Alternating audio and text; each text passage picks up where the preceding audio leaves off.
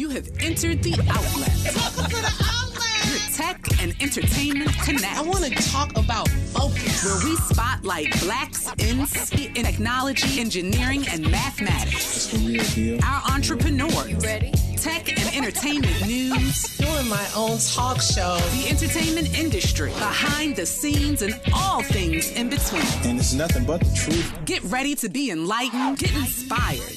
Now your host, DJ Kei-Touch. With Kei-Touch, I'm just so excited to always bring you the game changers, the innovators, the trendsetters, the go-getters. Look, today, only the best of the best on the outlet. Mr. Steven LaBroi. Yes, he is the Chief Strategist of the LaBroi Insurance Group LLC, a nationwide independent life insurance and retirement strategy firm. And we are here to talk about closing the wealth gap. Steven, welcome to the outlet with Kei-Touch. Oh, Kei, thank you. This is a blessing and a pleasure. I can tell you that right now. LaBroiInsuranceGroup.com. I know that's a different name for you. LaBroi, that's LaBroi. And look, the B is capital. I just have to throw that on there. InsuranceGroup.com. So we're talking about insurance. We're talking about closing the wealth. So to put things in context, you know, we always have to tell his story or her story. So let's go back in history, right? And let's talk about the history, life insurance, Black people, because it actually started, in North Carolina in the 1800s? We had life insurance. Wow. One of the first life insurance companies that we owned was in North Carolina Mutual.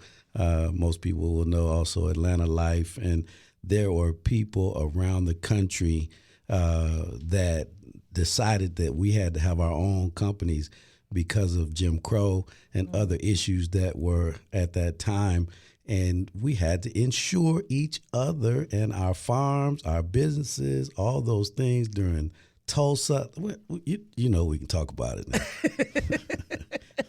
So insurance, I mean, it's nothing new. And I mean, we had to take care of our own because they wouldn't insure us. That's right. It became a situation where, you know, insurance in its original state came to this country in the mid 1800s. Some of the big companies that are around today are still in existence. And that's one of the reasons why I started studying this, because if they're still in existence, they're very strong and very powerful. But we went through that time frame where we could not get insurance, where we were substandard in terms of how they looked at us to be insured. And at that time, we had to start our own. And when we started our own, let me tell you, 46 companies at one point, 46 companies Black-owned, wow, held over $1.6 trillion in policies. What? That's crazy to me, $1.6 trillion.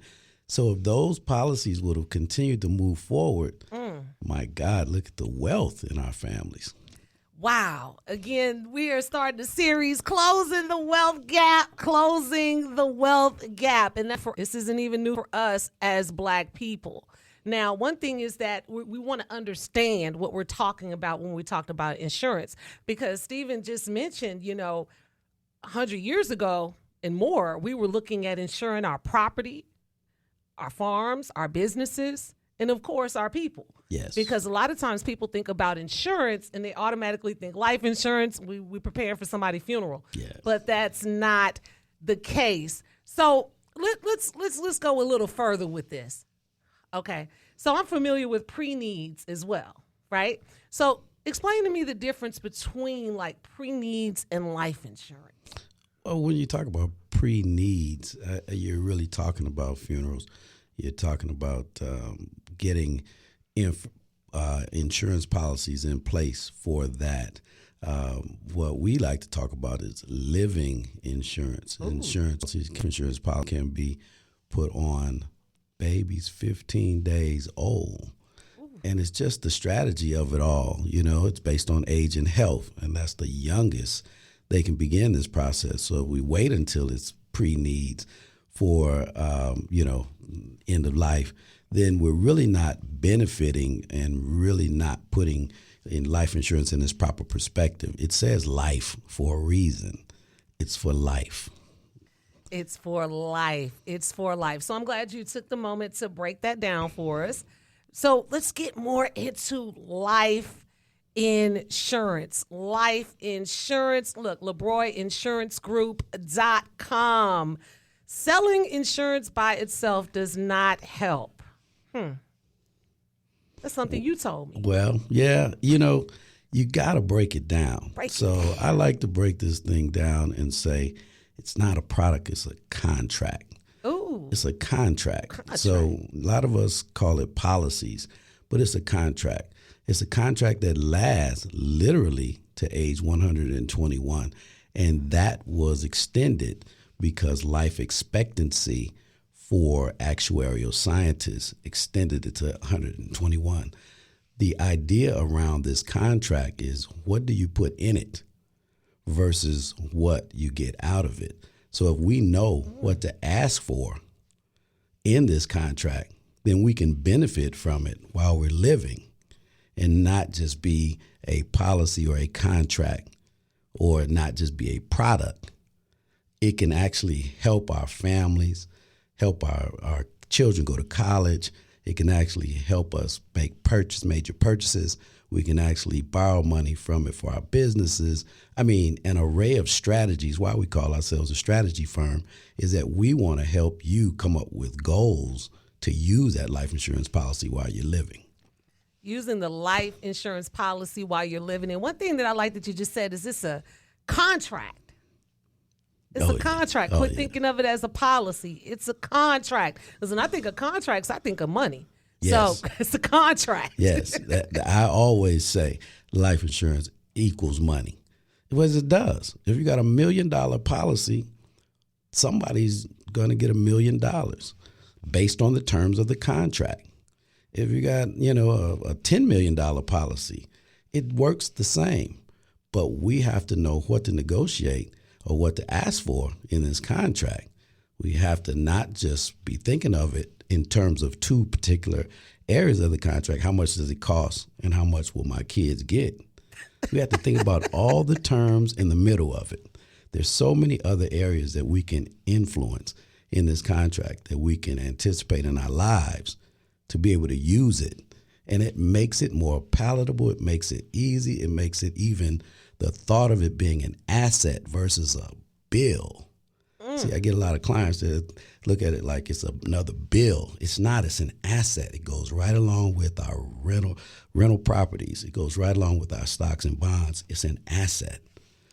It's an asset. And I'm glad you're breaking this down for us. Mr. Steven LaBroi. He has a capital B with the LaBroi. That is such an interesting last name, LaBroi Insurance Group.com. Steven, how did you get into life insurance? Well, insurance in general. Well, it was interesting enough because, life insurance is one of the largest industries in this country. In fact, it started in Europe over 400 years ago. So it's an area where a lot of people are drawn in as a career.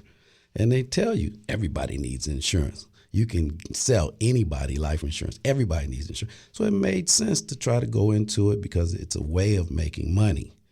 But then when you began to peel the onion and you start looking at it from a historical perspective, you say, have we been getting a fair shake at this? What's going on? And it just hit me like a ton of bricks. The why was that now I need to start actually seeing what this is really about. So I got into life insurance, started looking at it from a perspective of, why are my folks not really benefiting from this? And why am I reading that a lot of other cultures have? So I said, let me see if I can teach this versus just sell it. And that's what made me drive to the point where I started just sharing the information and making sure that we understood the contract. Because when you understand a contract, it makes it easier for you to sign it, right? Oh, yeah. If you understand it. And you know what? You're saying some powerful stuff right here, Steven. I mean, and that's one thing we do here at the Outlet with Kei-Touch. We are all about sharing information, unity in the Black community. And here at WOL, information is power. So you don't know what you don't know, and you can just be missing out. So I'm really glad you're sharing this information, and it's crucial information for us all to know, because this is something serious, and most people will probably get turned off because they don't understand. Like, oh, I'm not, like you said, another bill or how much I'm getting ready to leave my kids. They don't want to talk about that. They don't want to think about it. They want to talk about how is it going to help them. And something you said important, this started in Europe 400 years ago, and you need insurance for everything. You have to have car insurance to have your vehicle registered or keep it registered. You have to have medical and health insurance. So when you do, just in case you get sick, you can go to the doctor and you're not broke. And what we really need to, when we know that we have to have these, you have to have insurance on your home or your rental property. Did you realize that all those insurances that you just named are mandatory, and that life insurance is still optional? Ooh, it must be a reason for that, right? Talk to me. Talk to me. An optional product that you can decide to have or not. Wow. There must be some gold in that. It must be some gold in it. And you can't just think, oh, I don't have to have it. I'm not going to worry about it. But Steven LaBroi is going to break it down. It's called life insurance for a reason. Yes. I always say that it's a sexy topic, and it's because there's a gap. There's a miseducation that has come with it. And, you get people that will always remember the life insurance man coming to their grandmother's house, their mother's house, or back in the day picking up the money for the life insurance product. That's usually some product that might be $500, $1,000. It just depend on what they were taught. So now we're going to reteach and show you exactly what the type of policies that we should be having to help our families go into the next generation, to go into our trusts and into our wills, into our products that are going to go to our unborn generation in the future. And we gotta do this, because this contract itself has been helping other cultures for years. I mean, you can go down the list from Disney to Walmart to, there's all kinds of stories and testimonies on how other cultures have pulled money out of their policies to start these huge corporations. So, when it comes to it, please, let's just take a minute. We're learning about all these other assets, real estate, stocks, crypto. You name it, we're learning about it. But why aren't we learning about something that's over 150 years old and still standing? In this country alone. That's right. That's exactly right. It's still here. And the companies sit underneath everything we do. The major banks have insurance. All the corporations have insurance. In fact, a lot of these terms you can find directly. COLI, corporate-owned insurance. BOLI, bank-owned life insurance. You can find that these companies sit on life insurance because it is really deemed as a tier 1 investment, one of the safest things that you can have your money in, because it's a contract. Wow. So you were talking about a lot of different things that people have in their portfolio, but you said this is the safest. I thought it was bonds. Well, bonds have a little risk, because somebody has to back them. But when you talk about a contract, think about every contract you've signed. Who's jurisdicted over that? You can go to court, right? Mm-hmm. The state, right, that you signed it in. You look at your policies that you have now and see where do you define who does right or wrong in those policies. You got to go to court. So that tells me that these companies have to do right. Not that they don't get in trouble, but they have to do right, because guess what they have to do? They have to be prepared to pay a claim if something happens. So they hold large reserves. My God, they hold billions. It's incredible. I know they do, and it's interesting because I watch a lot of the crime TV. And the funny thing is, on the crime TV, the insurance investigators, they can find out who did something wrong quicker than the cops sometimes. Right. It's amazing because they're not trying to pay that bill. Right. Look, right. It's the Outlet with Kei-Touch. We are talking about life insurance and how life insurance can change your life with Steven LaBroi. Look, this is a great conversation we are having here. We're talking a little bit about the history of life insurance in this country. And we are committed to closing the wealth gap. Steven LaBroi, Outlet with Kei-Touch. Stay with us.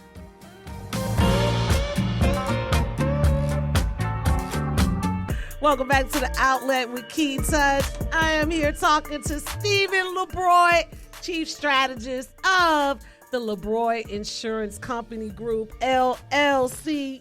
We're talking about closing the gap, and we are learning about life insurance. And Steve, something really powerful that you said these people have had life insurance like the Walmarts and these different companies. They were able to build companies. These families were able to build companies off of these policies, having these policies. And one thing I wanted to make clear is that it's so much power in being able to pull your own money than begging a bank for money.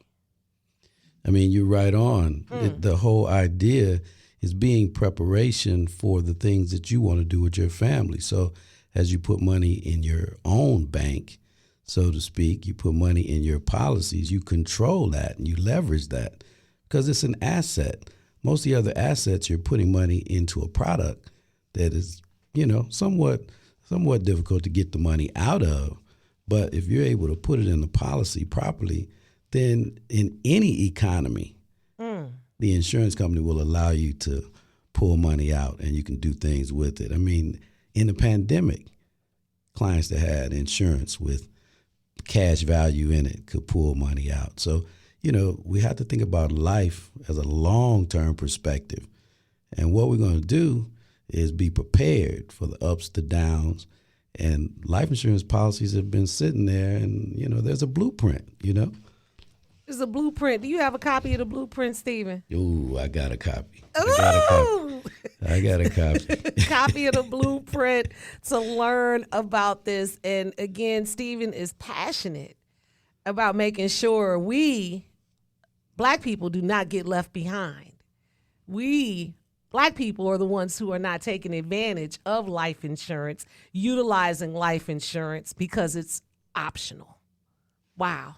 And that was really powerful. When you said that, you realize all the insurances you named, those are mandatory, and this is optional. Why is that? Why is that? Steve, I want to touch on something before we go a little deeper. You were talking about leverage, right? And I wanted to just make this point because everyone is seeing how we have multiple Black billionaires now. A few years ago, I think it was just 5. I think we may be up to 12 or something like that. And what I wanted to point out is that these hip hop artists, media moguls, they didn't make their billion doing that. They made their billion by taking the millions they made doing their work and investing. And that's creating leverage. And Steven is going to talk to us about how we can do that without being millionaires. Yeah, you don't have to be a millionaire because it really is about money management. It's how you decide to move your money. I mean, we move in this country and we're told to use other people's money. We're told, to get debt and use debt. And all of that, it has its purpose. But one of the keys, leverage, is having your own to be able to put in place so that nobody else controls you and you control it yourself. And these are just one of the ways to do this. I hear a lot of the entertainers now that are going online and they're telling the story. They're learning how to leverage insurance policies or insurance contracts and corporations. And they're, like you said, they're investing in products. And, it's more than the music. It's more than the movie. It's an extension of where their money goes. I always say that it's not about the money you make, but it's about what you do with the money you make. and put those dollars to work for you. And they can just produce. They can continue to work for you for the rest of your life, as well as your family and your family and your, just keep going into the future. And that's what's happened with a lot of other cultures, and we got to do it too. We have to do it too. And it's amazing what you're saying, because we're talking about creating generational wealth. So much has changed for Black people in the past 100 years, right? We need to go forward, move forward. But we've changed so much in the past 100 years than we've had, especially us here in America, than the past 500 years. Most of the changes come in the last 100, last 50, 60, and I say 100 because we have to include the Harlem Renaissance. We have to include all his story that he didn't tell us. Like, we didn't find out about Tulsa being the Black Wall Street. I knew about it in the 90s being from Texas, but most people didn't find out about it till a few years ago, Juneteenth. Most people didn't know anything about that. Again, I'm from Texas. They didn't know anything about that until about 4 years ago. And now we have a holiday. It's a federally recognized holiday. So now that we have some education, now that we are making money, and my mother told me you always pay yourself first. Now we need to budget this money so we can create this leverage. Oh, when I was talking to you, Steven, you got me excited. You gave me this little formula. Tell them about your formula, formula. The formula is definitely well known. We just have to put it into work. Put it into work. It's assets minus liabilities equals net worth. So we know net worth is what's calculated when somebody's looking at investing in you, when somebody's looking at loaning you money, when somebody's looking at what you need to do, and when you're able to leverage. So we need to be buying assets, having minimal liabilities, and equals greater net worth. And that's what's going to allow us to do all these things that we're talking about. See, we're used to having more liabilities because people are showing us that that's something that we should have, but that's not the case. We should continue to build assets. And life insurance with cash value is an asset. Real estate's an asset. You know, stocks are assets. There's an asset list of asset classes that you should put your money in. It's like a motor. You just put your money in that. It minimizes your liabilities because it pays for everything that you want. And what comes out on the end is high net worth. That formula works every time, Key. It works every time. I'm sure you talk about this formula a little more in your book, Build Your Human Equity Line of Credit, The Secrets to Creating a Lifetime of Assets in Any Economy. It's an Amazon bestseller, and it helps you unlearn and relearn the true power of life insurance. Wow. Man, I love it. I love it. It was just, I had to get it out of my head because it was so much energy. Just put it on paper, you know. I mean, we just have to continue to focus on assets. We have to continue to build financial foundations, and we have to focus on that. All the other things are definitely going to come. I enjoy talking to young people, older people, because none of this, if you didn't know about it, it's okay because we're learning about it now and we're putting it into practice. The goal is to just be positively selfish is my term. Ooh, I love it. That's just being positively selfish. We've been taught that selfish is a negative term, but if you're positively selfish about your finances, you will be able to help someone else. It's like putting the oxygen mask on you first. Right. You And got to then save putting yourself it on first. somebody else. I love it. I love it. I love it. So we have assets. Assets, like you said, some examples, of course, insurance, Yes. real estate, stocks. Cryptocurrency is an asset. Yes. Gold and silver. You're talking about, you know, in this area, artwork is heavy in assets. We got a lot of museums. A lot of people buy original art. They have value. Anything that increases in value, you know, those kind of things we can have. People have art that's worth millions. You know, it has to be insured and it can be passed on to the future generations. It can be leveraged for dollars that you might need to invest in other assets. You build these asset fortresses so that your family can move into the future. And again, I'm just trying to make sure that we don't miss that one piece in the gap, that life insurance piece, because that's something that you use your age and your health and what I call the HULOC, the human equity line of credit, that you can have that for the rest of your life. I was a little slow, but I caught it. I like it. I like it. I like it. And so we talked about some assets. We're some big spenders. Black people, we're the biggest consumers. What are these liabilities outside of people? Some people have people in their lives that are liabilities that'll cost you money. Be careful. But let's talk about some of the other liabilities we get trapped into. Oh, we know that those cars, unless the government allowed us to buy 6,000-pound cars last year and get the whole thing written off. But most of these cars are liabilities. All the stuff we're buying, clothes, unless it's affiliated with your particular job or your career, things that are just not increasing value, that you can't leverage or you can't collateralize or you can't turn into money would be a liability, But again, we minimize those because those are a part of our lives. If we have enough assets that cover those liabilities, think about it. Then you don't have to go all the time making income to cover those liabilities. I always say income feeds your assets, assets cover your liabilities, and then you have high net worth so that you can manage your life for the rest of your days. And the reason I wanted to talk about liabilities, Steven, because we need to change our mind frame and how we think about spending, because we have a lot of people in this area, for example, in the DMV, that make six figures and are living paycheck to paycheck. So before I try to, we try to introduce life insurance into their budget, I want us to talk about some of these liabilities we can cut. I know one I can think of. You can't eat out every day. The grocery store scares me today. You cannot eat fast food every day. Cook your own food. Okay. Name some liabilities you see. No, you're right. I mean, you're right on the mark. I mean, the biggest thing about money management is understanding how to prepare. But if we got more credit card debt, if we got all this other debt that we can't sustain, and we're having to chase income just to cover it, anything of that nature is a liability.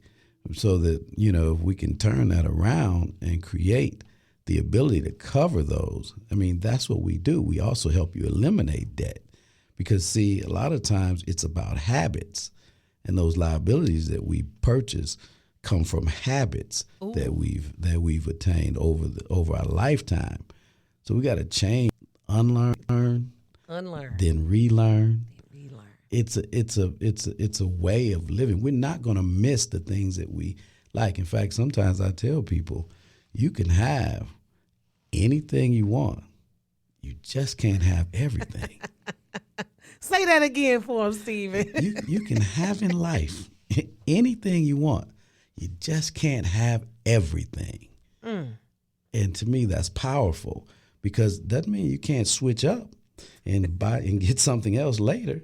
But you have to literally focus so that you can have the creature comforts, because there's so many things out here that we can't control. Like who out here controlled the inflation? Who controls that? Who controls the economy? Who controls that? We have to not react, and we have to be proactive with this, because we know it's going to happen. Most of us who've been around for a number of decades, we know we're going to have a recession. We know there's going to be an upturn in the market. We know there's going to be some change, some winds of change. And now we got these weather events that are changing people's lives. So we can be as proactive as necessary, but we know that we need to have things in place so that we're able to manage through not only us, our families, our newborns, and our future generations. Because we're talking generational wealth.